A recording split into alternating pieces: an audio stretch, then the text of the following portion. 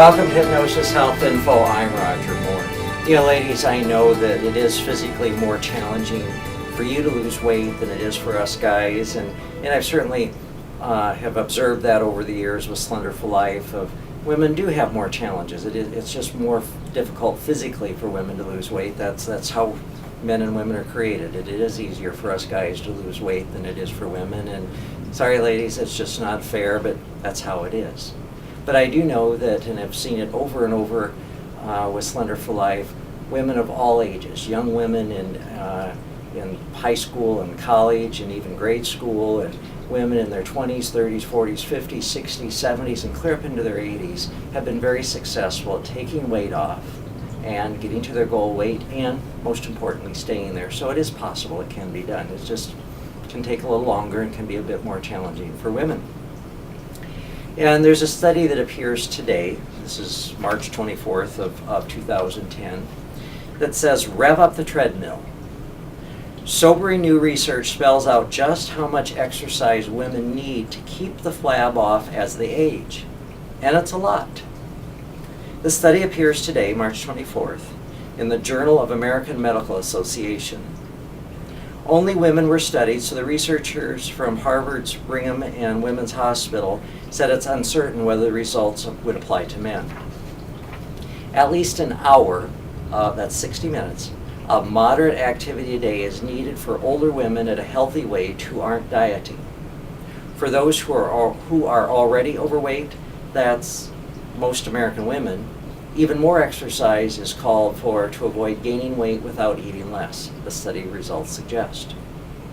Brisk walking, leisurely bicycling, and golfing are all examples of moderate exercise. But don't throw in the towel if you can't do those things for at least an hour a day. Even a little exercise is helpful, is beneficial. The study underscores some inevitabilities about aging. Men and women often put on weight, partly because their metabolism slows down.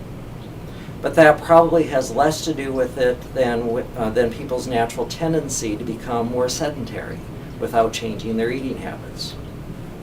Hormonal changes in menopause can also make women prone to weight gain, especially around the belly. You can eat a candy bar in 2 minutes. Now think about this. You can eat a candy bar in 2 minutes. Most candy bars are at least 200 calories.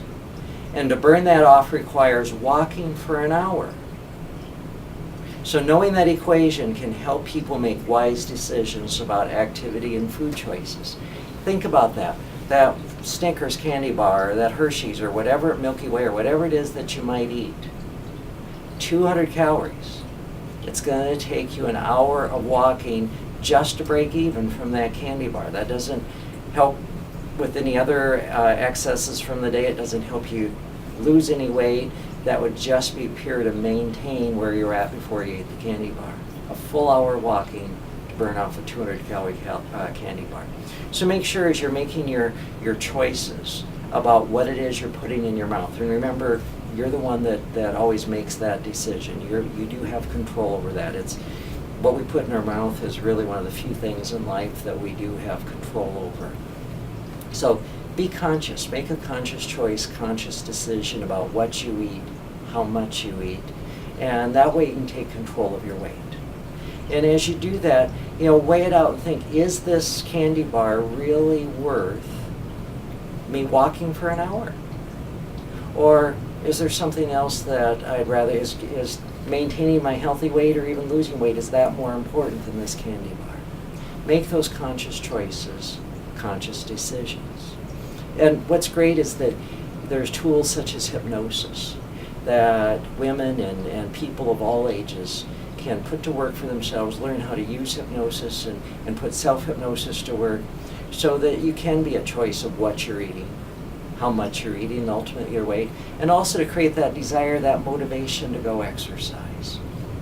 And some people try to make exercise, going to the gym and get all psyched up about it and make it fun and exciting. And I've told you before, and I'll keep saying it, that as much as I can enjoy going to the gym, and for me it's much more about the social. I've been working out with the same group of folks for over 10 years. It's family, it's friends, it's my social hour of the day.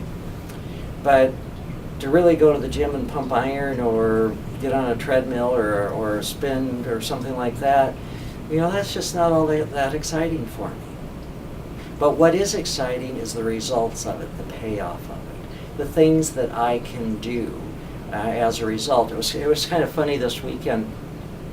We're moving our Seattle office up one floor to Suite 1558 over this coming weekend, and last weekend I had some furniture that I was selling and some extra recliners and the people that came and got it. There's a husband and wife and their adult son and a very big, large man, very strong. He wasn't overweight. He was strong and I would guess probably late 20s, maybe early 30s in age, and again, just a very physically strong man. And he was busy loading the truck, and I came walking out of the medical dental building carrying one of the recliners, or the base of a recliner. And they're kind of heavy, they're mostly awkward, and he came over and he grabbed a hold of it to help me, and he goes, "Wow, you're stronger than I thought you were." And he was totally blown away by that here is this guy that was old enough to be his dad, and I had the strength and the ability to pick up the base of a recliner and carry it, a block down the street. That to me is the payoff of exercise. That's the benefit. Or it was like years ago when I first took the weight off and had been exercising, and I was out skiing on the ski slope, and I fell down. And I stood right back up. And I did it without having to push and shove or have someone help me up. I didn't have to use my ski poles. I fell down, I stood up, and it was like, oh my goodness, this is incredible. It was the first time in my life that I had that ability. So that's the benefit of exercise. That's the payoff of exercise. And hypnosis can certainly help motivate you to stay focused on those goals. So figure out what it is. What would be the motivator for you for being at a healthy weight, and also what's going to be different in your life if you exercise and continue exercising.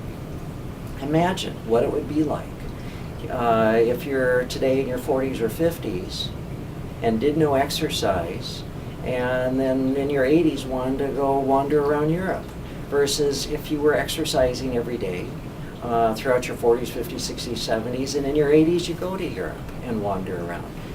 Probably you're going to be much more successful and have much more ability and much more fun walking around Europe in your 80s if you're exercising. So focus on your goals, focus on the payoffs, the benefits.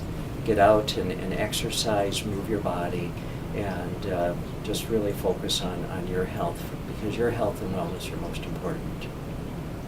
So give me a call or send me an email if there's any way I can support you, either here in the Seattle office, the Bainbridge Island office, or over in Forks.